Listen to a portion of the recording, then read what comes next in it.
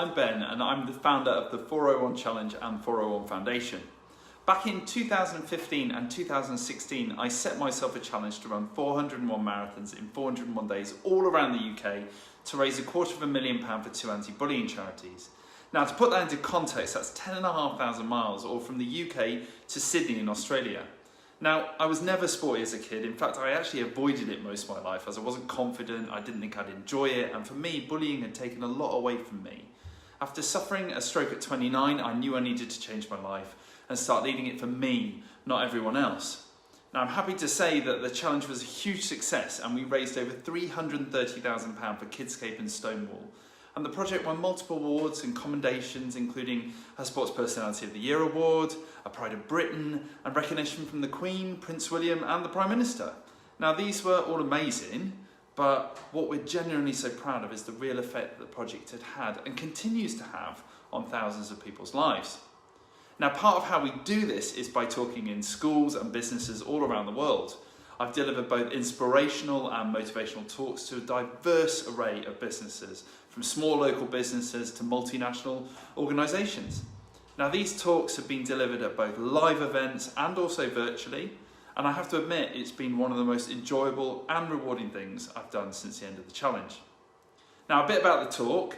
The talk itself is an honest and raw account of my life.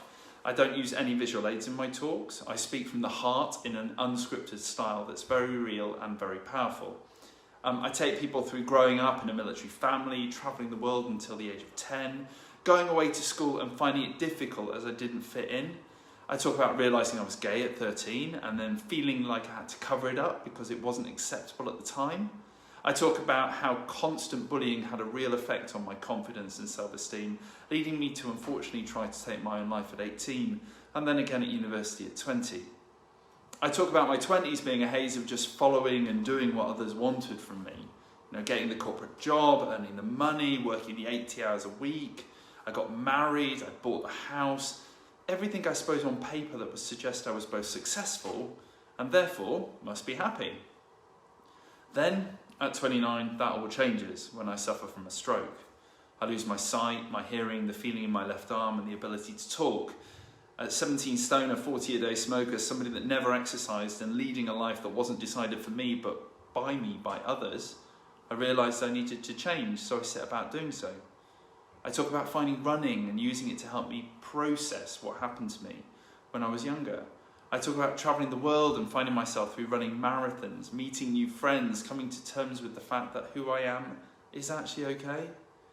I talk about how I use my past experience twinned with my new passion for running to build the 401 Challenge and do something that no one else in the world had ever done, let alone someone with my past.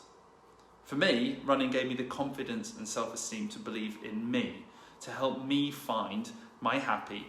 And since I found that, do you know what? There's no stopping me. This story is a true story told in the most honest and genuine way that will resonate with people on so many different levels.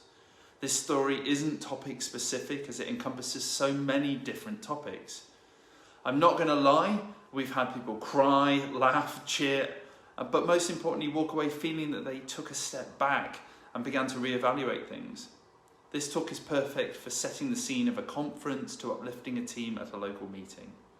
Finally, I suppose a lot of people will say this, but I genuinely have found my place in the world. I'm the happiest I've ever been, and if I can pass on some of what I've learned to those around me, then I will. I love what I do, and it seems to show in the feedback that we get from talks we've already done. You can read these on our website or in our brochure. Now, if you'd like to book me to come and deliver a talk at your event, then get in touch. We'd love to hear from you. Thanks for listening and hope to see you soon.